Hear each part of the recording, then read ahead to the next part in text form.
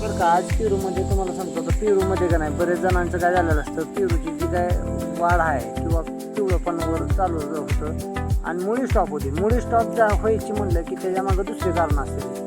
तर तुम्हाला सांगतो, मी आज एक दोन जणांच्या बागामध्ये गेलो होतो. तर माझ्या पण बागामध्ये काय झाडांच्या मला असं निदर्शनात आलं की बागामध्ये मुळांवरती बुरशीचा प्रादुर्भाव झालेला असतो. मग ती बुरशी काय करते, त्याला जी काय अन्नद्रव्य जी आहे ती जी काय क्षेत्राने जी काय त्याला भेटायचे ती बुरशी खाऊन घेत असते. त्याच्यामुळे मुळी स्टॉप होते आणि मुळी स्टॉप झाली की वर त्याची वाढ होते. त्याला जी काय खाल्लं जे काय खायचं आहे ते त्याला भेटत नाही. मग सगळ्यात महत्त्वाचं, मुळे जर तुमची चालू ठेवायची असली व्यवस्थित तर तुम्ही बुरशीजन्य जी काय औषध आहे ती त्याचा वापर तुम्ही ड्रिचिंग मार्फत करा किंवा खाल्लं ड्रिचिंग करा किंवा मग तुम्ही वारंवार महिन्या 2 महिन्याला तुम्ही त्याचा वापर करा की तुमची मुळी स्टॉप व्हायची नाही.